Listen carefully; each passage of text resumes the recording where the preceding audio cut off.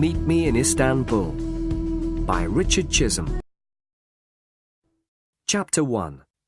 Journey to Istanbul. It is early morning on a sunny spring day in April. Heathrow Airport, London, is busy, as usual. Hundreds of people are arriving, leaving, or waiting for planes. In the departure lounge of Terminal 1, a man is sitting reading a newspaper. He does not like airports. There are too many people, and he is always nervous when he flies. He looks at his watch impatiently. Then, he hears the announcement over the loudspeakers. British Airways announce the departure of Flight BE 570 for Istanbul. Will passengers please proceed to Gate 16 for boarding? Tom Smith picks up his suitcase and walks towards Gate 16. 20 minutes later, the plane is preparing to leave. It moves slowly across the airport to runway number 2. Tom is sitting looking out of the window. The plane suddenly moves forward, races down the runway, and rises into the air. Tom looks down at the houses and roads far below and smiles. London is behind him. Now he is on his way to Istanbul. Tom relaxed and took a letter from his pocket. Resat Bey Apartment, 11-3, Kamarot Sokak, Ayazpasa, Istanbul. My dear Tom, thank you for your letter. I am so happy that you can come and visit me for a holiday. Life here in Istanbul is very interesting. I am enjoying my work, but I miss you very much. It will be wonderful to see you again. I'm sure we will have a very nice holiday. Spring is here, and the weather is beautiful.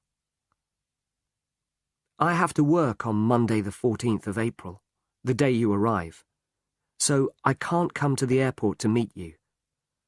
But you can take a taxi from the air terminal to Taksim Square. That's in the centre of the new part of the city. There's a big hotel called the Park Hotel near the square. I'll meet you there at 5 o'clock. We'll meet in the American bar. The view over the city is beautiful. I can't wait to see you again, Tom. I have so much to tell you. So remember, the Park Hotel, Taksim Square, 5 o'clock. See you on the 14th. Love, Angela. Tom sat for a moment, looking at his fiancée's letter. Then he put it in his pocket. He looked down at the green fields of France as the plane continued its journey across Europe. Have you been to Istanbul before? Said a voice. It was the young man in the next seat. No, I haven't, said Tom. Have you? The man smiled. My home is in Istanbul. I'm studying in London at the moment. I'm going home for a holiday. Really? Said Tom. Where are you studying? At London University. The two men sat talking as the stewardesses began serving lunch. The young man told Tom his name was Kemal. His parents had a shop in Istanbul. Are you meeting someone in Istanbul? Kemal asked. My fiancée, said Tom. She's working in Istanbul. That's interesting. How long has she been there? She went to Istanbul 2 months ago. She works for a small company which is starting to export to England. She's making all the arrangements. Exporting always seems so difficult, said Kemal. It seems difficult, Tom agreed. But that's Angela's job. She's an expert in importing and exporting. Her father has an import-export agency in London, and she has worked for him for some years. She's almost completed her work in Istanbul now. The company has already started to send goods to England. She'll be coming back to London soon. What kind of goods do they export? Asked Kamal. All kinds of things. Brass ornaments, coffee pots, trays, leather, and onyx articles. Angela's father thinks these goods will sell very well in England. That's interesting, said Kamal. My parents sell things like that in their shop in Istanbul. The two men went on talking as the plane flew over Italy and Greece towards Turkey. Soon, they were descending to Yeşilköy Airport, Istanbul. When the plane stopped, Kamal stood up. I hope you enjoy your stay in Istanbul, he said. Here's my telephone number. If you need anything, phone me. I live in Sicily. It's not far from the center of the city. Thanks, Kamal. That's very kind of you. Not at all, replied Kamal. Nice to meet you. And now, goodbye. Tom went through customs and immigration and walked towards the airport exit. Chapter 2. The American Bar. A bus for the city air terminal was waiting outside the airport. Tom got in and sat down beside the window. Other passengers got on, and the bus left the airport and drove towards Istanbul. Soon, they were driving past the houses and apartment blocks near the city. Then they passed the old city walls. Tom felt excited and looked at everything. He saw beautiful old mosques and street markets. The bus was now approaching the center of old Istanbul. It stopped at some traffic lights. A car stopped beside the bus. The door opened, and a woman got out. Two men were with her. Suddenly, Tom jumped to his feet. It was Angela. Angela!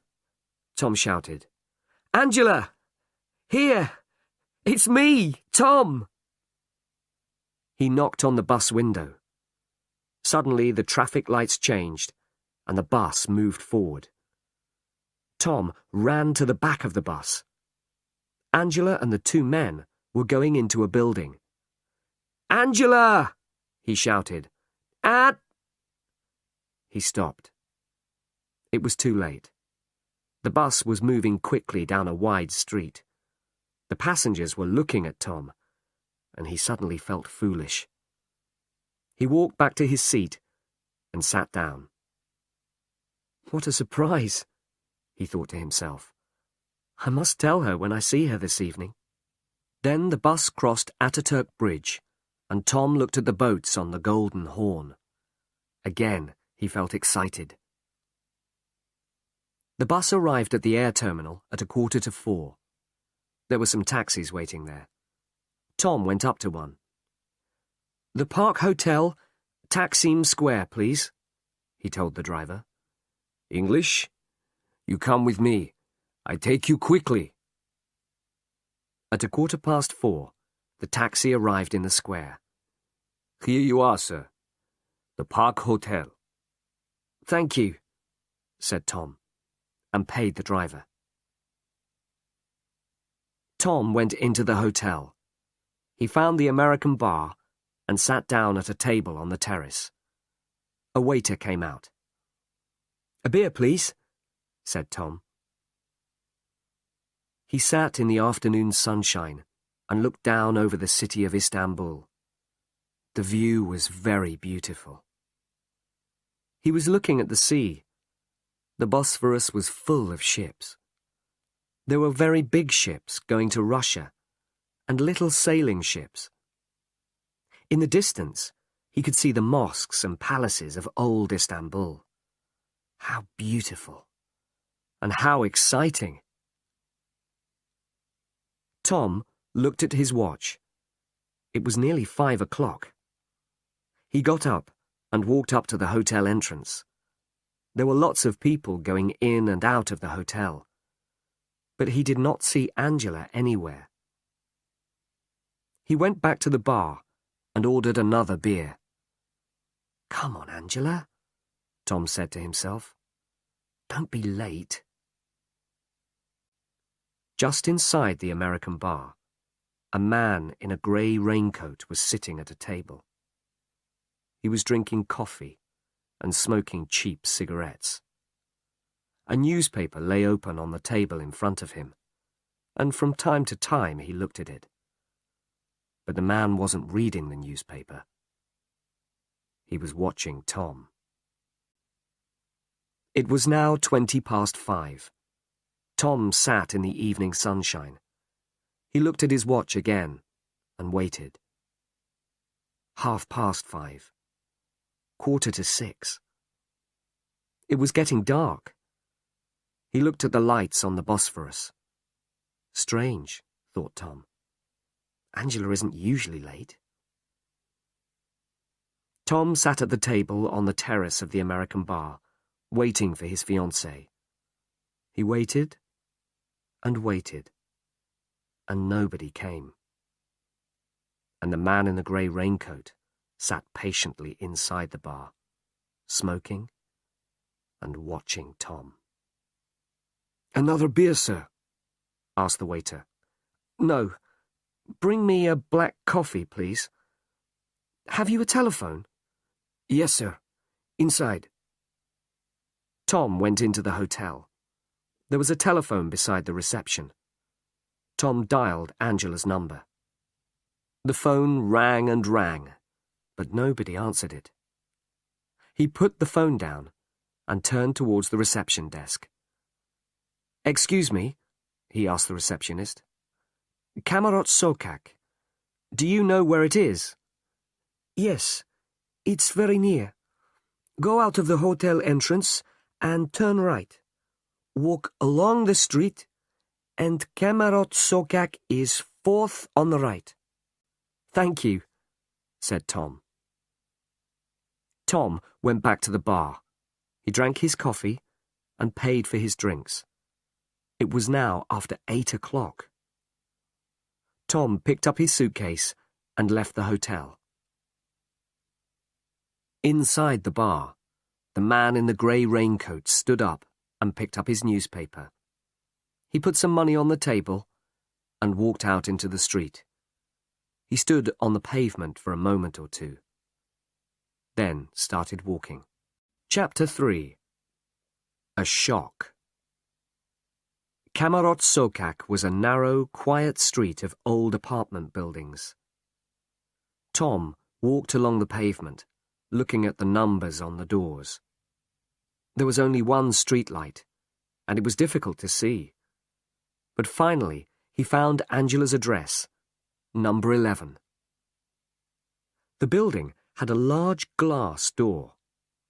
Tom pushed it, but it was locked. There was no bell.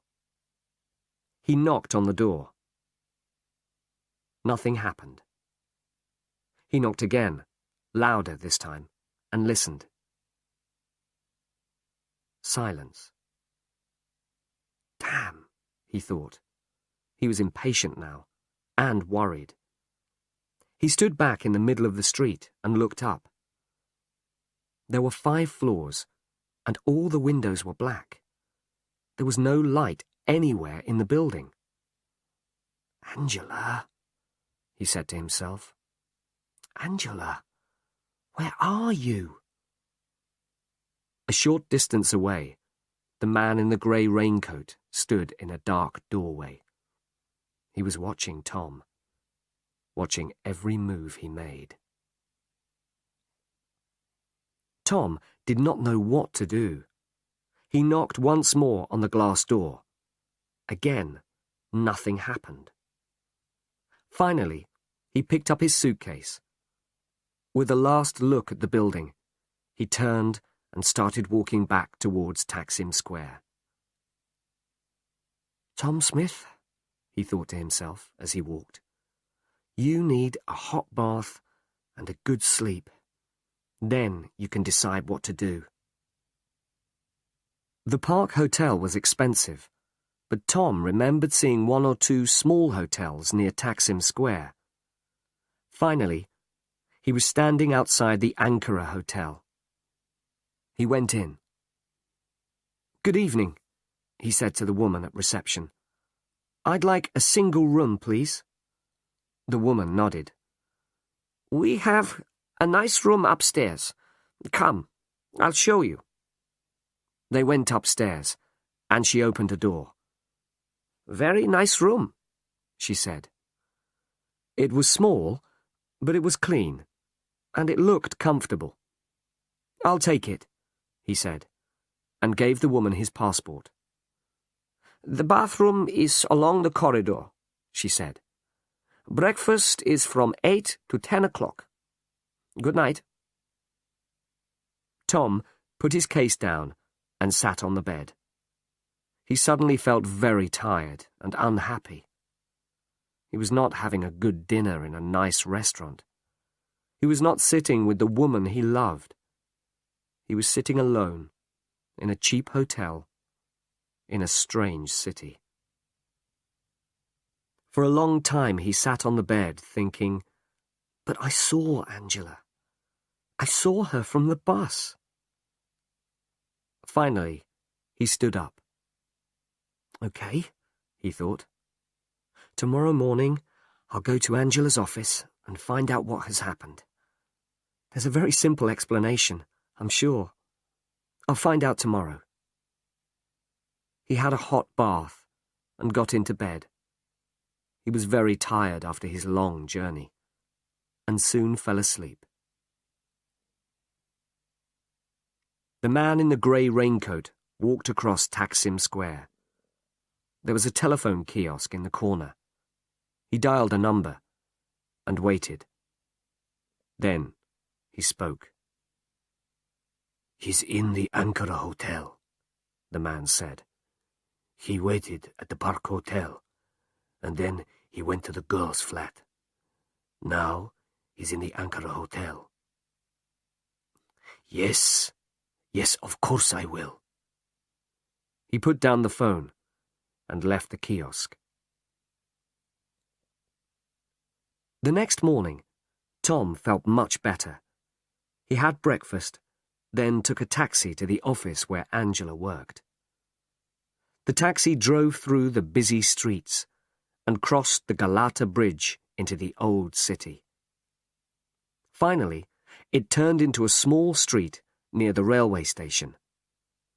It was a narrow street of shops, small businesses, and workshops. The taxi stopped in front of a grey building. F. Karamian & Co. Export-Import Agency, said the sign above the door. Tom pushed open the door and went in. A secretary was typing at the reception desk. She looked up as Tom came in. "Good morning," she smiled. "Good morning," said Tom. "My name's Tom Smith. I'm looking for Angela Thompson. She's my fiancée. I arrived in Istanbul last night and waited for her, but she didn't—" The secretary was staring at him. She stood up. "Wait a moment, please, Mr. Smith." She hurried over to a door marked Office and went inside. Tom could hear her talking to someone. The door opened and a man came out. He looked very serious. "Mr. Smith, my name's Dunya. Please, come in." Tom went into the office. "Please sit down, Mr. Smith," said Dunya. "Look, I don't know how to tell you this, Mr. Smith. I have some very bad news for you. I'm very sorry indeed. But Miss Thompson, your fiancée, is dead." Chapter 4. I saw her. "Drink this, Mr. Smith," said Mr. Dunya. He handed Tom a glass of strong brandy. Tom sat, shocked. white-faced, unable to speak. He drank the brandy slowly. How did it happen? He asked. A car accident. Miss Thompson was driving along a dangerous road. No one knows what happened. Her car went off the road and fell down the hillside. Yesterday evening? Tom asked. I beg your pardon? The accident. It happened yesterday evening? Dernier looked at him. Mr. Smith, the accident happened a week ago. Last Sunday, to be exact. She had been away to Bursa for the weekend and... But that's impossible, said Tom. I saw Angela yesterday. Yesterday? Yes. I was on the airport bus, coming into Istanbul. I saw her in the street. I'm terribly sorry, Mr. Smith, but you're making a mistake. No. I tell you, I saw her. Mr. Smith, Dernier said patiently. Istanbul is a big city. There must be hundreds of women here who look like your fiancée. Tom said nothing. The British consulate were very helpful, continued Mr. Dernier. They made all the arrangements for the funeral. It was on Wednesday. Have her parents been told about this? Tom asked. That is a problem, I'm afraid. Her parents are on holiday in France. The British and French police are trying to contact them. So, they don't know yet, said Tom quietly. No, they don't, I'm afraid. There was a long silence. Can I have another brandy, please? Asked Tom. Of course. Tom tried hard to think clearly. I thought I saw her yesterday, he said softly. I understand, Mr. Smith. It's a great shock. A terrible tragedy for you. For all of us. After a pause, Dernier asked, What will you do now, Mr. Smith? Is there anything I can do to help? I'm not sure, said Tom. I need some time to think. I don't know what to do. Do you know anyone in Istanbul? Suddenly, Tom remembered Kamal. Yes, I have friends. Don't worry. Look, Mr. Dernier, I can't decide anything now. I think I'll stay in Istanbul for a day or two. I'd like to visit the consulate, and maybe the police. Mr. Dernier opened a drawer in his desk and took out a card. He wrote on it and handed the card to Tom. I've written down the telephone number of Mr. David Pennington. He's the man in the consulate who made the arrangements for the funeral. The other number is my office telephone number. Contact me if you need anything.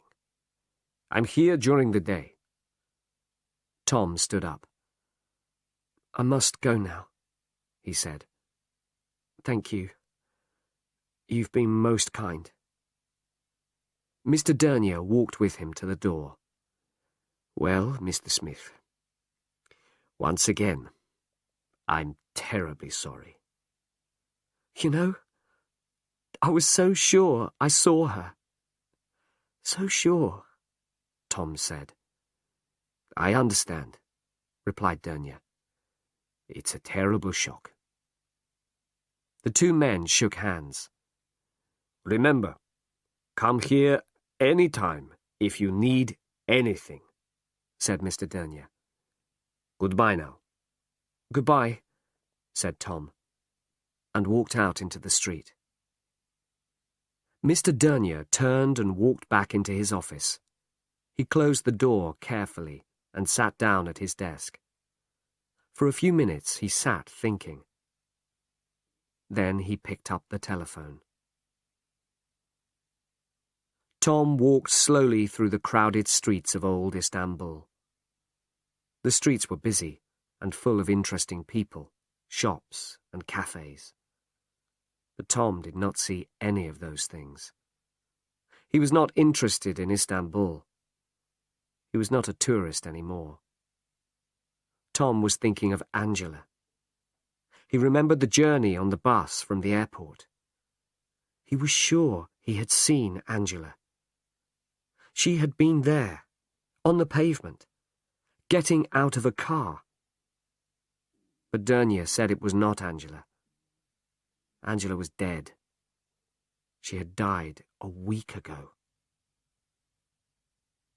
Tom walked through the streets of the city. He walked through the Grand Bazaar. He walked on and on through narrow old streets. He didn't know where he was, or what time it was. He thought about Angela. He thought again about his journey on the bus from the airport. Again and again he thought about it. And again he saw his fiancée. Then he stopped walking and stood for a moment on the pavement. He was standing on a street beside the sea. Angela isn't dead, he thought. I saw her. He looked in his pocket and found Kamal's telephone number. He walked quickly across the street to a cafe. He went inside to the telephone. Hello? Kamal? Hello, it's me. Tom. Remember? Yes, fine, thanks. Listen, remember you said I could phone you if I needed anything? Or something has happened. Can we meet somewhere? Chapter 5. A Disappointing Day. So, said Kamal, you really think you saw her, do you? Kamal and Tom were sitting in the American bar at the Park Hotel. Tom thought carefully for a moment before answering. Yes, he said slowly. Yes, I do. You probably think I imagined it. I understand that. But I'm convinced I saw her. That's all. Kamal nodded. I can't stop thinking about yesterday, Tom continued. I close my eyes and I can see Angela there on the pavement. I can't forget that. Listen, Tom, said Kamal. We only met yesterday, but already we're friends. You're in my country. You're my friend. And you need help. If you think you saw Angela, that's enough for me. I believe you. Now we have to decide what to do. There are two things I want to do as soon as possible, said Tom. I want to go to the street where I saw Angela. Then I want to go to the British consulate. I have an appointment for this afternoon. Okay, said Kamal. The street where you saw Angela. Do you think you can remember where it is? No problem, said Tom. We can drive along the same route as the airport bus. I'm sure I'll remember it. And what do you think you will find there? I'm not sure. But she was going into a building with two men. At least we can find the building. Maybe that will tell us something. Okay, said Kamal. My car's outside. Let's go. Tom and Kamal were driving through the city. It was a wide street, said Tom. We came to a roundabout after the traffic lights. We turned left, and then we passed an old aqueduct. Aksarayh, said Kamal. It's near here. Kamal drove over Ataturk Bridge. After a few minutes, they saw the old aqueduct. Then they came to a large roundabout and turned right. "This is it," said Tom. "It's somewhere near here." They were approaching some traffic lights. Tom looked out of the window at the buildings on the left. "No," he said. "Not here." They drove on to the next traffic lights. "This is it," said Tom. "This is the place." Kamal stopped the car. "You get out. I'll find a parking place." Tom got out and looked around him. He was in a wide street of shops and offices. A newspaper kiosk. A travel agency. He remembered them from the day before. He stood looking at the buildings opposite until Kamal arrived. Tom pointed across the street to the entrance to an office building. "That's it, I think," he said. They crossed the street and looked at the nameplate beside the entrance to the office block. There were many names there. A lawyer, a dentist, a doctor, and many other offices. Tom stood looking at the names for a few moments. "Well," he said finally, "I'm sure she went into this building. But which office was she going to? Was she going to see a lawyer? Or a dentist? Or a doctor? How do we begin to find out?" Kamal took his arm gently, and they walked slowly back to the car. "Listen, Tom," he said. "You're going too fast. You can't expect to find out everything immediately. Wait until you see the man at the consulate. After that, we'll think about it. Then we can decide what to do. We know she was going into that building. That's something anyway. Now look, it's lunchtime. You must be hungry. I know a good restaurant near here." "You're right," said Tom. "We have to be patient." Chapter 6. Visit to the Consulate. After lunch, Kamal drove Tom to the British Consulate in Mesrutiet Street. He stopped the car at the gate. "Well, good luck," he said. "I'll wait for you." Tom opened the car door. "It's very good of you to help me like this, Kamal." "Thanks very much." "Not at all," said Kamal. "See you later." Tom went through the consulate gates. The old consulate with beautiful gardens round it looked like a palace. Tom pushed the big door open and went in. "I'd like to see Mr. David Pennington, please," he said at the reception desk. "My name's Tom Smith.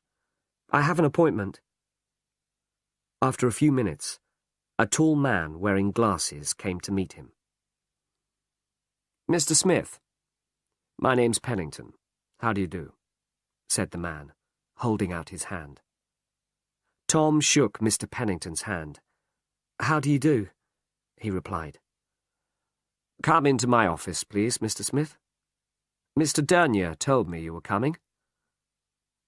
They walked up the beautiful staircase of the consulate and went into Mr. Pennington's office. "Sit down, please," said Pennington. "Mr. Smith, I'm very sorry about your fiancée. It was a great tragedy. Please accept my condolences." "Thank you," said Tom. Mr. Pennington took 2 files from his desk. "This is our report on the accident," he said, "and this is the police report. I can give you copies of these, but perhaps you'd like to ask me some questions first." Tom thought for a moment. "Mr. Pennington," he said, "I think I saw Angela yesterday." Pennington stared at Tom. There was silence in the room. Pennington looked down at his desk. Then he looked at Tom again. Tom was able to hear the noise of the traffic in the street outside the gardens. For a long time, Pennington said nothing. At last, he spoke. "Mr. Smith," he said, "I don't think you fully understand. Your fiancée—" "I know," Tom interrupted. "Angela was killed in a road accident last weekend. Her funeral was last Wednesday. Mr. Dernier told me that this morning. But I'm telling you, I saw her yesterday." "Mr. Smith, I think you should read these reports carefully before you say anything more." He passed the files over to Tom. "Can I get you a cup of tea or something?" "A cup of tea would be nice. Thank you." Pennington left the office. He came back a few minutes later with some tea. There was silence in the room while Tom read the reports. Presently, he looked up. "After the accident," Tom asked Pennington, "how did they identify the body?"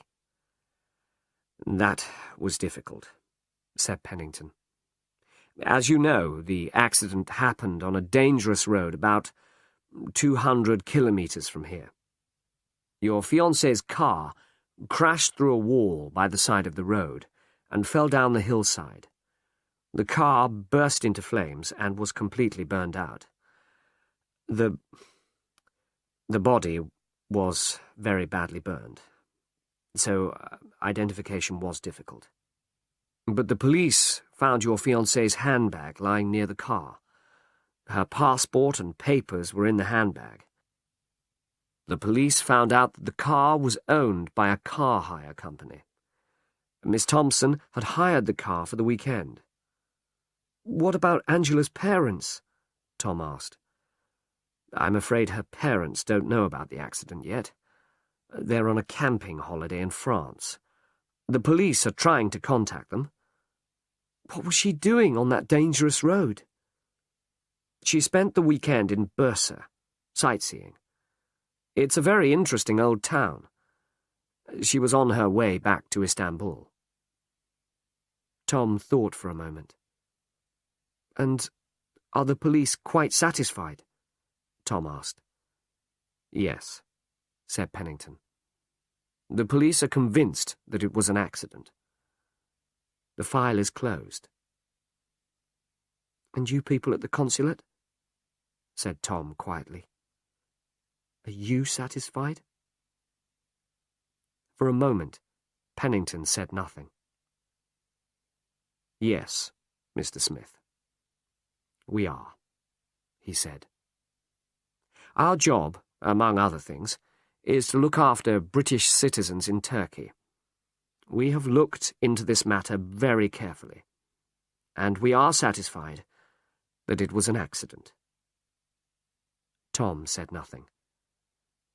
"I really am very sorry," Pennington went on. "I understand how you must feel. You've had a terrible shock. My advice to you now is to leave Istanbul. There is nothing you can do here." "I'm beginning to think you're right," said Tom. "Perhaps I should go home. You know, I really thought I saw Angela, but now—" "Where are you staying?" asked Pennington. "The Ankara Hotel, near Taksim Square." "Will you be all right? Do you know anyone here?" "I'm all right, thank you. I have a friend here." "Well, Mr. Smith, please think carefully about what I've said. I hope you'll take my advice. If you need anything before you leave, contact me. I'll be glad to help you." "Thank you," said Tom, standing up. "Thank you for all you've done." "Not at all," said Pennington. "I'm sorry your visit to Istanbul wasn't a happier one. Have a good journey home. Goodbye." The two men shook hands, and Tom left the consulate. Chapter 7. The Man in the Grey Raincoat. Kamal was waiting in the car outside the consulate gates. "What did he say?" Kamal asked as Tom got in the car. "The same as Dernier," Tom replied. "It was an accident. Angela's dead. The file is closed." Kamal started the car and drove away from the consulate. "Mr. Pennington advised me to go back to London," Tom continued. "I'm beginning to think he's right." Kamal said nothing. "The police think Angela is dead, and the people at the consulate do too. I'm the only person who doesn't think she's dead. So what am I going to do? Stay here in Istanbul? Go home? Really, I just don't—" "Now wait a minute. Wait a minute, Tom," said Kamal. "How long have you been in Istanbul?" "Not very long. You've been here less than 24 hours. And what has happened to you in this time? You've had a terrible shock. You've been told that your fiancée was killed in an accident a week ago. But you are sure you saw her from the bus last night. So now you are confused, and you don't know what to do. That's right, isn't it?" Tom nodded his head slowly in agreement. "Well, I'll tell you what you are going to do," Kamal went on. "You're going to come with me to the Topkapi Palace. We can walk through the beautiful gardens there and think about everything carefully.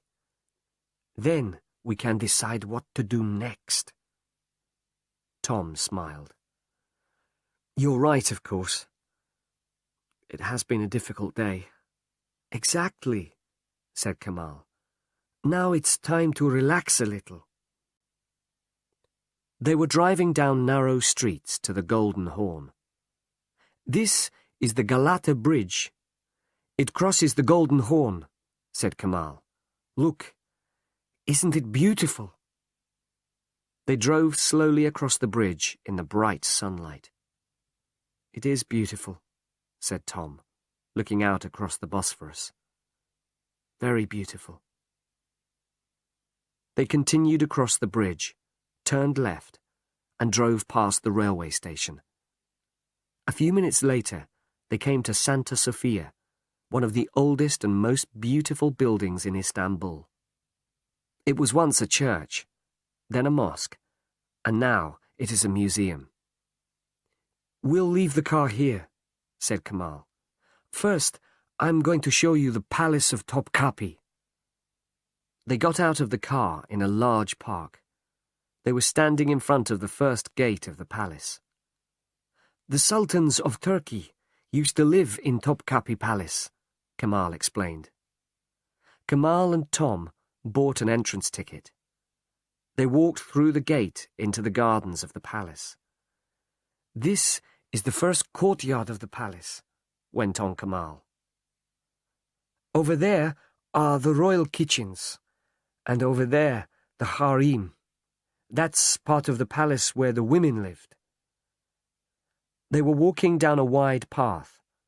Kamal looked round, and then he took Tom by the arm. "Walk a little faster," he said quietly. Tom saw that there was a strange look on Kamal's face. "Is anything wrong?" he asked. "Keep walking," said Kamal, "and don't look back." They walked across the courtyard towards the second gate of the palace. "Kamal, what's wrong?" said Tom quickly. "Someone is following us," answered Kamal. "Someone following us?" said Tom. "What do you mean?" "There's a man in a grey raincoat walking behind us. I saw him when we came into the palace. I wasn't sure at first, but I am sure now." They walked on, and then ran through the second gateway. Kamal looked back. The man was still following them. "This way! Quickly!" Kamal led Tom to the entrance of the treasury. Inside, it was very crowded, and it was also dark after the bright sunshine. "We're going to separate now," said Kamal. "The man won't be able to follow both of us. You take a taxi back to your hotel. Have you got some money?" "Yes," said Tom. "Right, I'll phone you this evening." "What are you going to do?" asked Tom. "I'm going back to my car." "Be careful," said Tom. "You too," said Kamal. "See you later." Chapter 8. A Surprise Phone Call. It was 7 o'clock when Tom arrived in Taksim Square. He got out of the taxi and walked towards his hotel. He felt nervous. Was someone watching him? Was someone sitting in a car watching his hotel? He hurried inside. "Good evening," said the woman at reception. "Good evening," said Tom. He took his room key and went upstairs. He locked his door, took off his shoes, and lay down on the bed. He felt tired, but nervous and excited at the same time. For a long time he lay on the bed, listening to the noises in the street outside, and thinking about one person. Angela. The phone rang.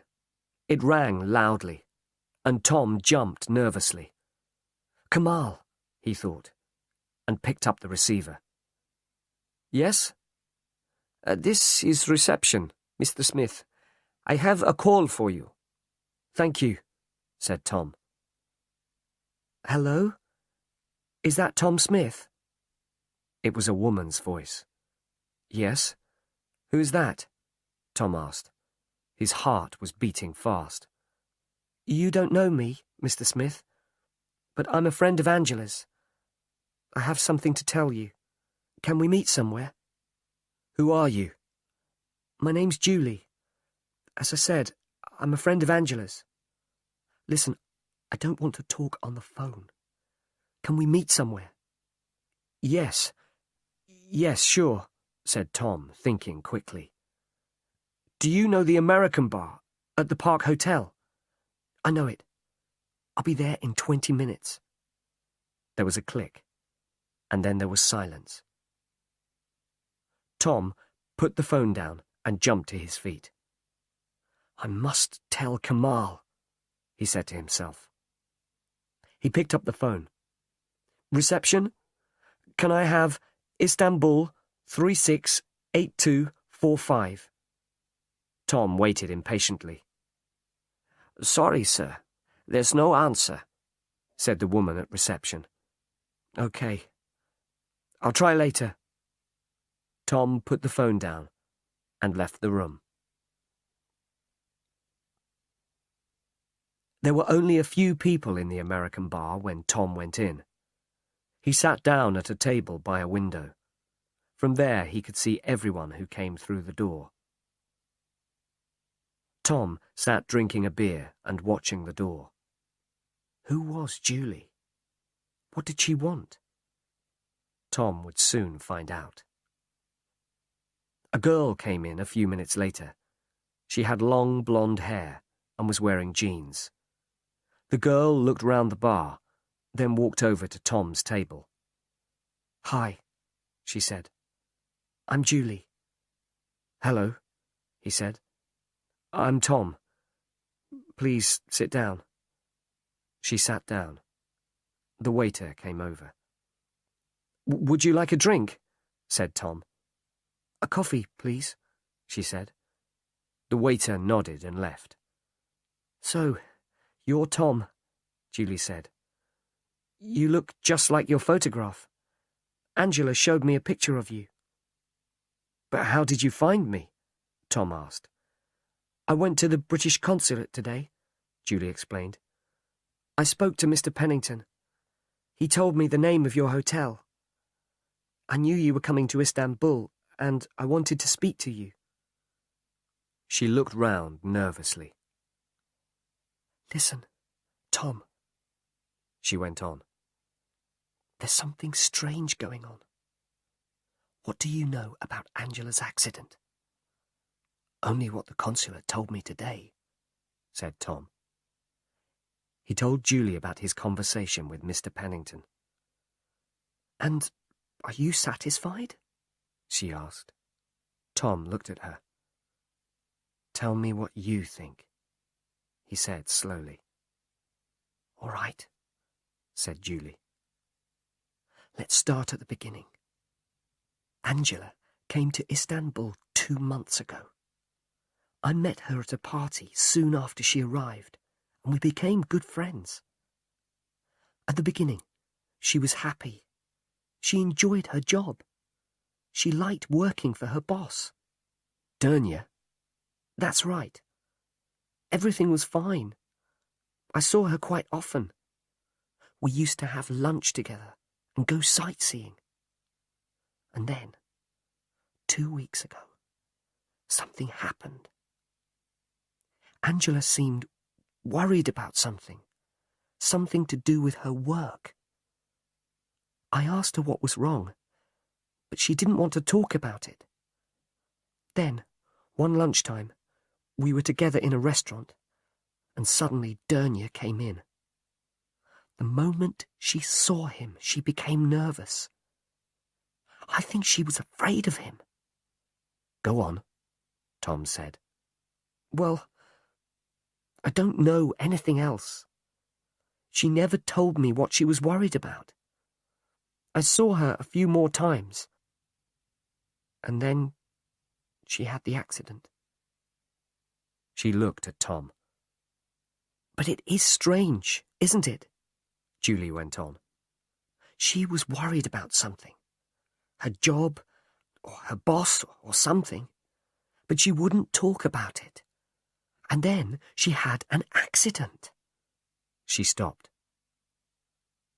"That's all," she said. "That's what I wanted to tell you." Tom leant across the table. "Shall I tell you something?" he said quietly. "Yesterday, on the way into Istanbul, I saw her." Julie stared at him. "Where?" she asked. "I was in the airport bus, coming into the city. We were in Millet Street, near Aksaray. Angela was going into a building with 2 men." "What do you mean, going into a building? Which building?" "Well, I don't know. There are a lot of offices in the building. I went there today. There was a dentist and a doctor." "Doctor," said Julie. "That's interesting." "What do you mean?" "Angela had a virus 2 weeks ago, a bad attack. She was getting pills from a doctor. That explains it. She needed more pills or treatment. She was going to a doctor." Tom thought for a moment. "So that's where she was going," he said. "To the doctor's. Maybe I can go and ask the doctor a few questions." Julie looked worried. "Be careful, Tom," she said. "What do you mean?" "Just be careful," she repeated. "Something strange is happening. It could be dangerous for you if you ask too many questions." "Okay," said Tom. "But I'm sure Angela is in this city somewhere. She's in trouble.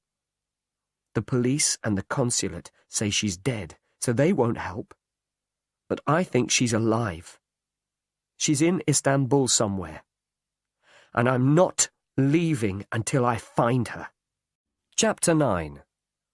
Goodbye, Mr. Dernia. Later that evening, Tom phoned Kamal. He told him about his meeting with Julie. Kamal listened while Tom explained what had happened. "Okay," he said when Tom had finished. "Listen, I think I understand what's happening. Angela was working for Dernia, right?" "Yes." "And then she was worried about something. Something at work, right? Yes. Okay. And then she had her accident. But it wasn't an accident. Tom, you know what I think? I think Angela is alive. She's here, somewhere in Istanbul. Dunya is holding her prisoner. What? Think about it, Tom. Angela was worried about something at work. We think it was something to do with Dunya and his export business. And now she has disappeared. But she isn't dead. There was no car accident. Dunya is holding her prisoner. I'm sure of it. But, began Tom. I don't... Listen, Tom, continued Kamal. What about the man in the Topkapi Palace today? The man who followed us? You know what I think, Tom? I think Dunya and his friends have been watching you since you arrived in Istanbul. They know where you are staying. They know you went to the consulate, and that's how they followed us to the palace today. They know everything about you, Tom. God, said Tom quietly. My God, Kamal. I think you're right. You must be right. But what are we going to do now? I'll tell you, said Kamal. They know where you are staying, and they know you're looking for Angela. That's why they're watching you. They want to find out what you do next. Well, I'll tell you what you're going to do next. You're going to leave Istanbul. Now listen. Next morning, Tom checked out of his hotel. Thank you, he said to the receptionist.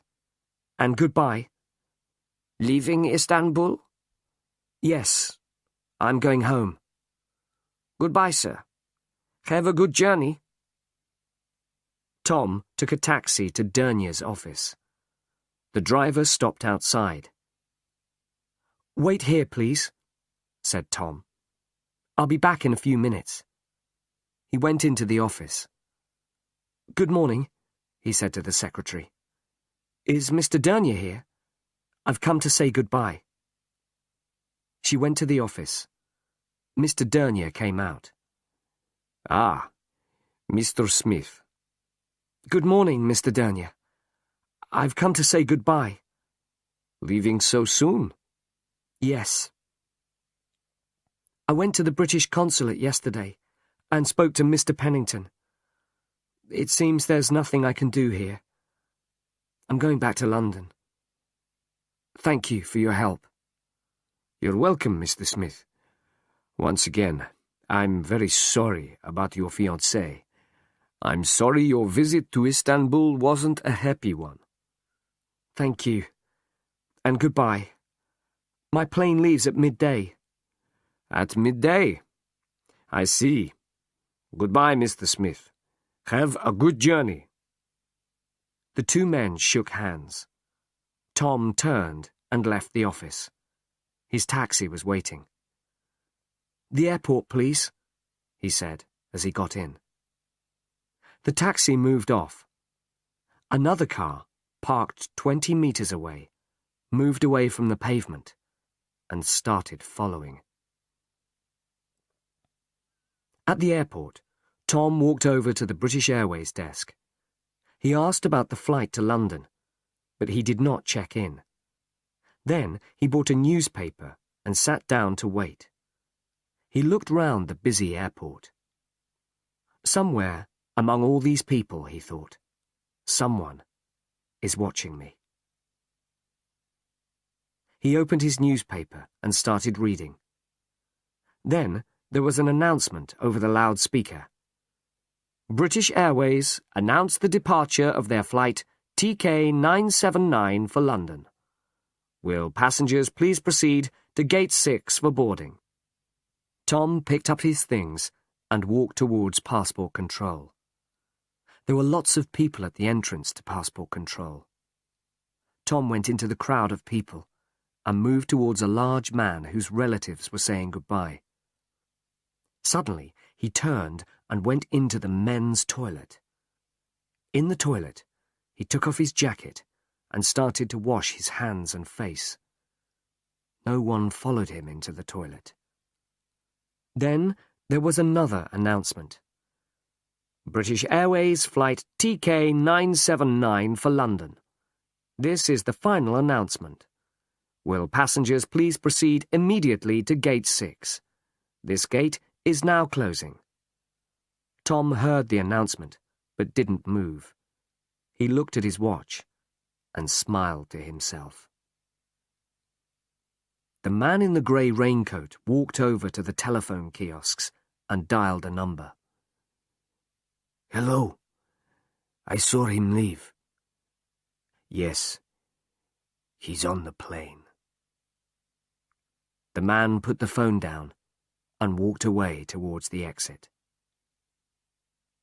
Half an hour later, Tom was in a taxi on his way to Kamal's flat in Sicily. Kamal opened the door. "Hello, Tom," he smiled. "Everything okay?" "No problem," smiled Tom. "I went into the crowd at passport control. Then I hid in the toilet at the last minute." "Well done. Dernier and his friends will think you have gone back to London.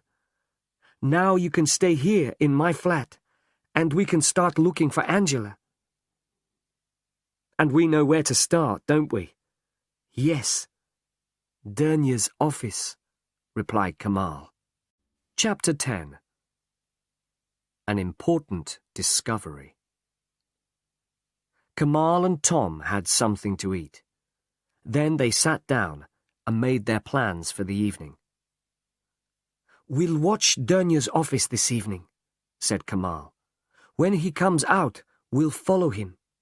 Then we'll find out where he lives." "Won't that be dangerous for me?" asked Tom. "He knows me, remember?" "What if he sees me?" Kamal smiled and stood up. "I've thought about that, and I've got just what you need. Look!" Kamal opened a drawer. "Put this on," he said. "A wig?" said Tom. "And a false moustache, too. Go on, try them on." Tom put on the wig and moustache. He looked in the mirror. "No one will recognize me now," he laughed. "Not even my own mother." "Good," said Kamal. "And if you also wear dark glasses, you will be completely disguised." It was 7 o'clock, and the shops and small businesses in the quiet street were closing. Tom and Kamal sat in the car, waiting patiently. "He'll be leaving soon," said Tom. Further down the street, they could see the entrance to Dernier's office. They sat in silence, watching. Time passed slowly. 7:10. 7:15. Then, suddenly, "There he is," whispered Tom. "That's him." Dernier came out of his office and locked the door carefully behind him. He looked along the street, then walked over to a grey Mercedes car and got in. The Mercedes moved away from the pavement and drove along the street. It turned right onto the main road. "Let's go," said Kamal, and drove down the street. They turned right, following the Mercedes. The main road was busy, and they drove along in the traffic. "There it is," said Kamal. "About 50 meters away, in front of that taxi." "Careful," said Tom. "Don't drive too close. Stay behind the taxi." They drove along the main road, watching the Mercedes. "He's turning left. Okay." Tom and Kamal followed. They were now driving along the wide street beside the sea. For 20 minutes they drove towards the suburbs of the city. Now they were outside the city centre, and the traffic was moving faster. The Mercedes turned off the main road. "Slow down," said Tom. "You're too near." They slowed down until the Mercedes had turned the corner, then drove faster. When they turned the corner, the road was empty. "Damn!" said Kamal, and drove faster. They crossed another side street and looked quickly right and left. "Left!" said Tom. "There he is!" They turned and drove along a quiet street of private villas. This was the most dangerous part, because there was not much traffic. If Dernier looked round now, he would see that someone was following him. "He's stopping," said Kamal, as he saw the Mercedes brake lights going on. Kamal drove slowly. The Mercedes was now 50 meters in front of them. "He's turning," said Kamal. The Mercedes turned off the street and drove through the gates of a large villa. The villa was surrounded by trees and bushes. Already the gates were closing behind it as the Mercedes drove up to the house. Tom and Kamal drove past the closed gate and continued along the street. "Well," said Tom, "that's where Dernier lives." "That's a start," said Kamal. "Come on, let's go home now." Back in Kamal's flat, they discussed what they had seen. "I think that Angela is in the villa," said Tom. Kamal agreed. "What do we do now?" asked Tom. "We can't get into the villa. There are probably men guarding it." "I agree," said Kamal. "We think she's in the villa, but we can't get in there." "It doesn't matter. The villa isn't important," said Tom. "What do you mean?" "Think about it," Tom replied. "Remember what Julie said. Angela was worried about something at work. She worked in the office. She never went to the villa. So what we're looking for is in the office. The villa isn't important." "You're right," said Kamal. He stood up and walked over to the window. "Listen, you've been inside the office. What's it like?" "When you go in the door," Tom told him, "there's the window and a small reception desk. Then there's an office and a door to Dernier's private office at the back. Anything else?" Tom tried to remember the inside of the office. "Yes," he said. "There's a door. Another door. At the back." "Okay," said Kamal. "They must have a workshop or a store through that door. That's where they'll keep all the things they export. So somehow we have to have a look inside." Kamal thought for a moment. "I've got an idea," he said suddenly. "Dernier exports onyx ornaments to England. My parents sell things like that in their shop. So if I had a box of ornaments and I wanted to sell them very cheaply, who would buy them from me?" Tom looked at him, then smiled. "Dernier," he said. "Exactly," smiled Kamal. "Now, let's think carefully." Chapter 11. A Clever Trick. Ibrahim Dernier was alone in his private office. He was working at his desk, finishing some paperwork. He always did his paperwork alone before going home. He looked at his watch. Another 10 minutes. Then he would be finished. There was a knock at the door. Dernier looked up from his papers. He didn't move. There was another knock, louder this time. He put the papers in his desk and locked it. Then he got up and went out into the office. He could see a man outside, standing in the doorway. "We're closed," he said through the glass door. "Come back tomorrow."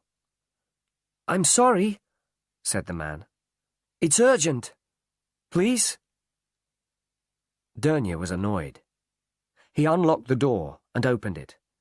We're closed. Can't you see? I'm very sorry to bother you, said Kamal.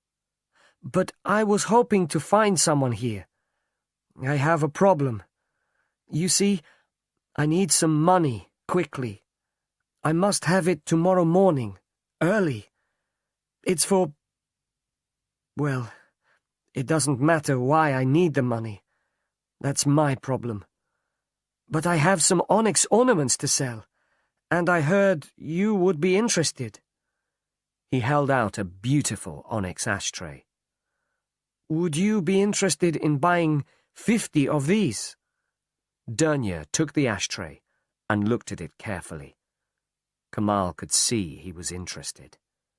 Very good quality, said Kamal. 50, did you say? That's right. They are in the car outside.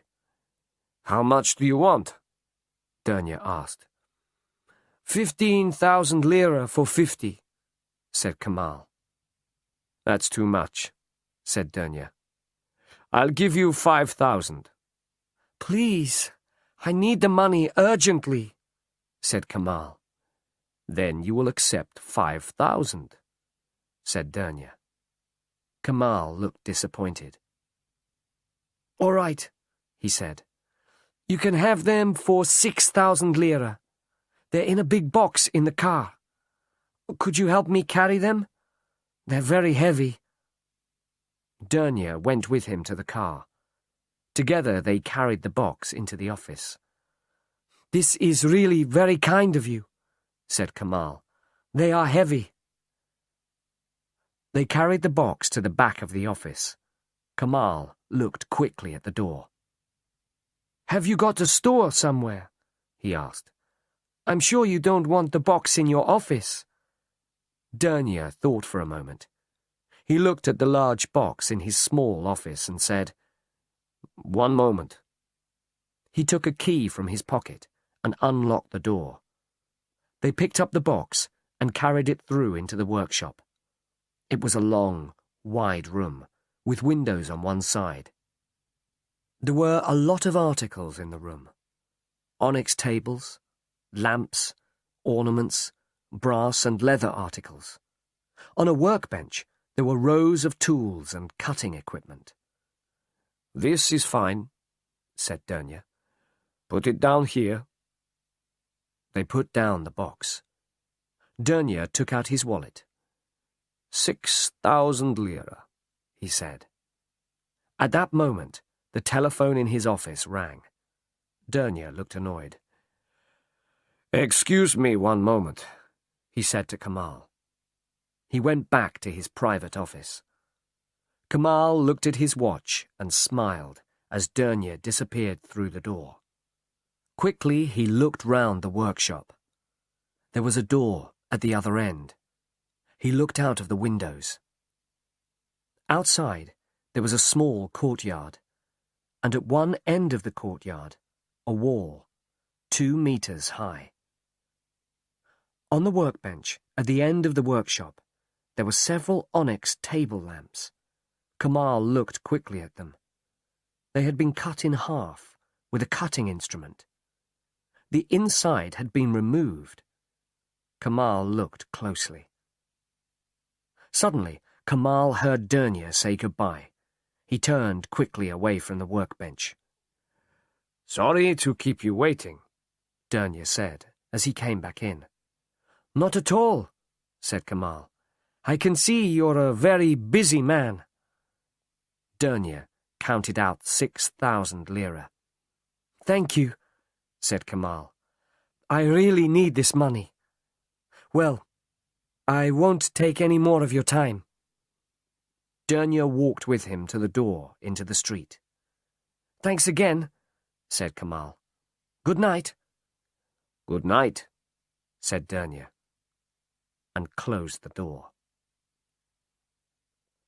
Kamal went back to his car and drove home.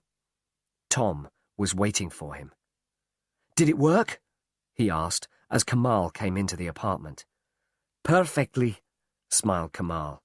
"My brother phoned just at the right moment, when we were in the workshop. Dernier believed my story too, and he gave me a very low price for the onyx. What did you see in the workshop? Kamal looked serious. Well, not very much, I'm afraid. It's just a workshop, or a store. There were lots of onyx and leather articles, brass and tools. And there were some onyx lamps being repaired, I think.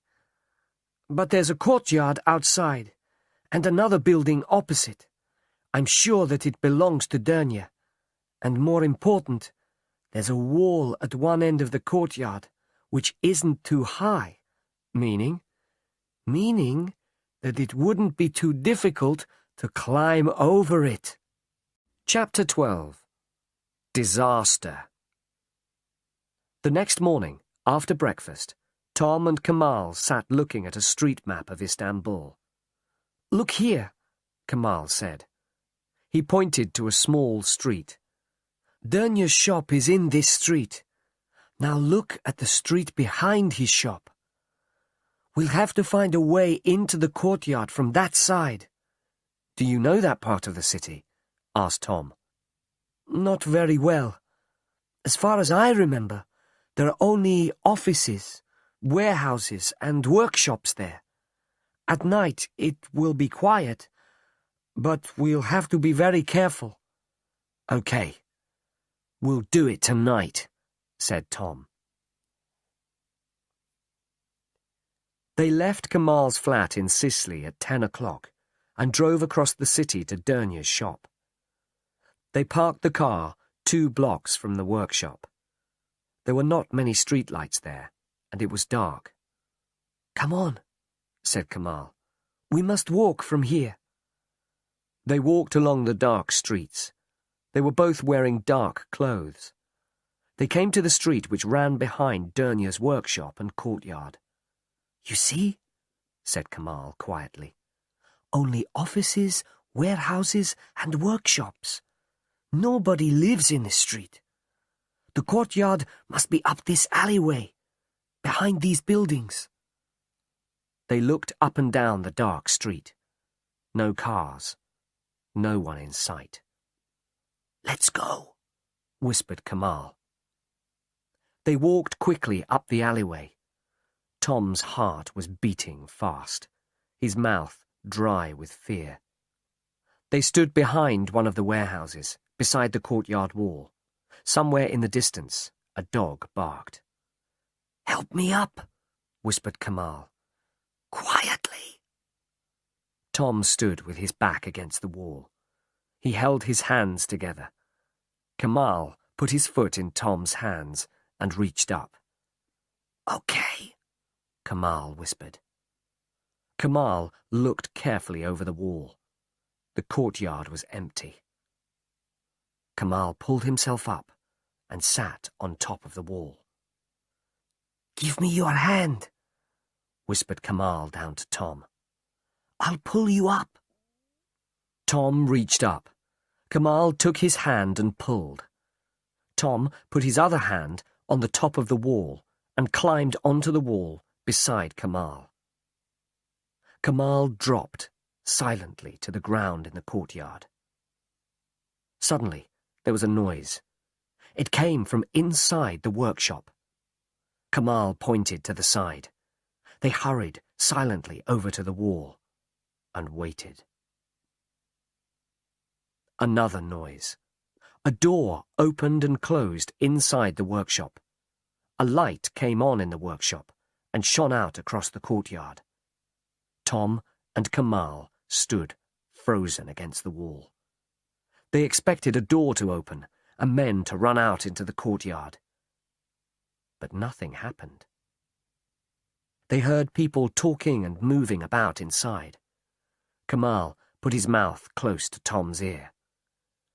This is our only chance, he whispered. We have to try to see what they're doing in there. They moved very slowly towards the window. It was so quiet that Tom could hear his heart beating. At last, they were going to find out what was happening.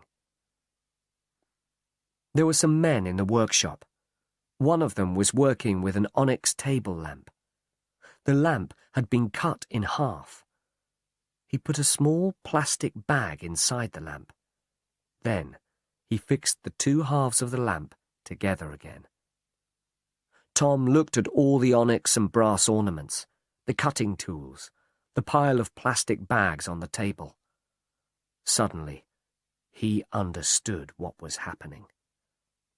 Ornaments for export to England. And inside the ornaments, opium. "So that's it," he whispered to Kamal. "They're smuggling drugs in the ornaments." Tom stepped back from the window. Perhaps he was excited by what he had seen. Perhaps he forgot where he was. But suddenly, he put his foot on a stone and slipped. He put out his hand and knocked against a piece of wood. The piece of wood fell to the ground with a loud crash. A light came on. A door opened, and men rushed out. "Run!" shouted Kamal. "Stop!" shouted a man. "Catch them!" Seconds later, Tom and Kamal were at the wall. They jumped, but Tom was too slow. One of the men caught his legs and pulled him to the ground. Kamal turned to help Tom. Then it was too late. The other men jumped up and pulled him back into the courtyard. A few seconds later, it was all over. Tom and Kamal were prisoners. Chapter 13. Journey into Danger. "This way! Hurry up!" said one of the men, pushing Tom and Kamal towards the door of the workshop. "Get inside," said the man. Tom and Kamal stepped inside and stopped, shocked. Dernier was standing in the workshop. He had a gun in his hand. For a few seconds, he stared at them silently. "Well, well," he said slowly. "Our friend the Englishman. Very clever. Oh, yes, very clever. And you!" His face was red with anger as he looked at Kamal. He stepped forward and hit Kamal in the face. Tom moved forward. "Don't move, or I'll kill you now," said Dernier. The gun was pointing at Tom. "Get over there." Tom and Kamal stood beside the workbench. Dernier looked at them both for a long moment. "So," he said finally, "you have seen all this." He pointed to the plastic bags and the onyx ornaments. "Very clever of you.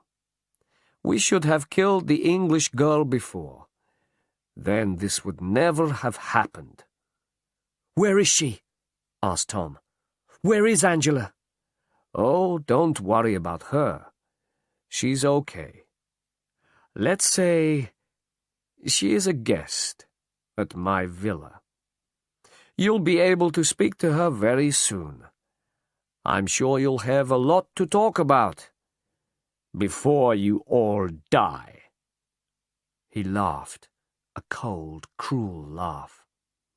"Okay, let's go," said Dernier to his men. "We're taking these two with us." The men pushed Tom and Kamal out of the workshop and through the shop to the door. The Mercedes stood in the street. "Get inside," said Dernier. Tom looked up and down the street, but there was no one there to help them. "Don't try anything foolish, Englishman. You can't escape. Get in." Tom and Kamal sat in the back of the car, with a man on each side of them. The others got in the front. They drove away from the shop, turned onto the main road, and drove across the city towards the suburbs. "Take a look," said Dernier, smiling. Istanbul by night. So many people.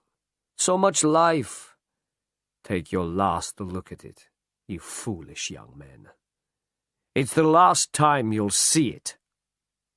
What, began Tom, has Angela got to do with this? We needed her at the beginning, replied Dernier. She was very useful. She helped us to arrange the export of the things to England. She didn't know anything about our other business. But one day, she left something in the office and came back for it in the evening. Most unfortunate for her. She saw what we were doing. After that, I could not let her go. Where is she? Asked Tom urgently. Ah, I'm not a cruel man, replied Dernier. I did not kill her. I have kept her in my villa. That's because you didn't know what to do, said Tom. Exactly. But we have no choice now. You know too much about us. What about the drugs when they arrive in Europe? Asked Tom. That's easy, replied Dernier. We have friends in England. The goods are delivered to dealers in England, and our friends buy them. Your fiancé helped us a lot. I shall soon be rich. Very rich. The Mercedes turned off the main road and drove along the small street towards Dernier's villa. The car drove in through the gates of the villa, up to the house. It stopped near the front door. It was a big villa with 3 floors. There were steps leading up to the front door. Out, said Dernier. They got out of the car. There was one small light above the front door of the villa. The rest of the house was in complete darkness. Tom looked around. He was looking for a way to escape. Dernier saw him. If you try to escape, I'll shoot you, he said. Now get inside. They started walking up the steps to the front door.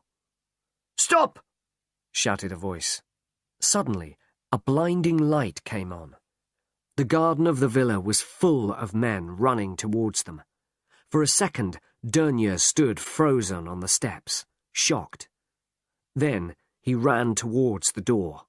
It opened suddenly, and 2 men jumped out. They had guns pointing at Dernier. Stop! This is the police! Stop, or we'll shoot! Dernier dropped his gun and slowly put his hands above his head. His men did the same. The police, Kamal said. We're safe. At that moment, the door of the villa opened, and a girl ran out. Tom, she shouted. Tom! Tom turned round quickly. Angela! For a long time they stood, unable to speak, holding each other. Oh, Tom, said Angela. You're here at last. He looked into her eyes. Angela, my love, he whispered. Are you all right? Oh, yes, I'm all right. I'm fine. The police came here to the villa about an hour ago. We knew you were coming. The police were following you.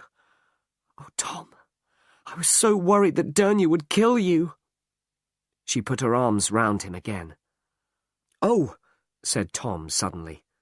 Angela, my love, I want you to meet a very good friend of mine. He turned and smiled at Kamal. Angela, this is Kamal.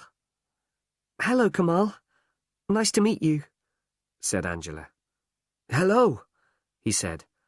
I've never met you before, but I feel I know you very well. They laughed.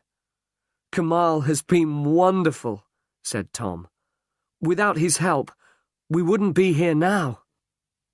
Oh, I only helped you a little, said Kamal. A little, said Tom. They watched as Dernier and his men were taken to a police car.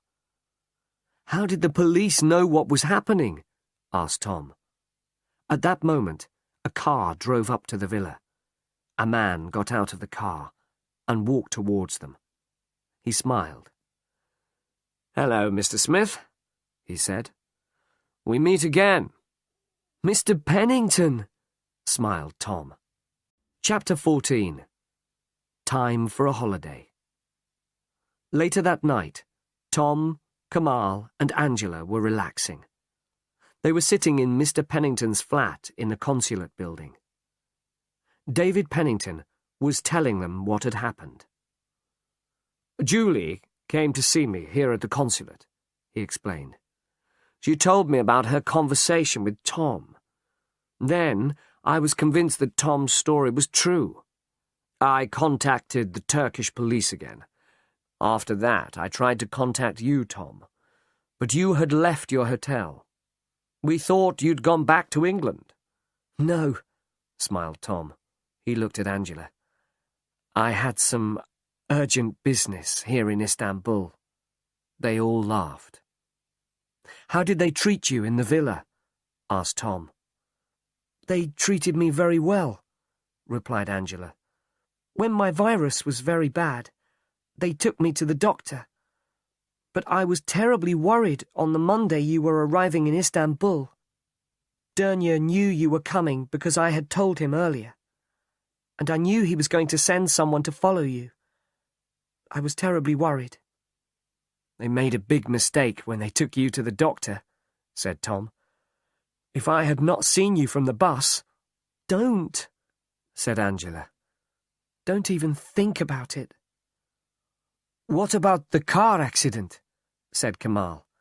"How did they arrange that? I wonder whose body was in the burnt-out car."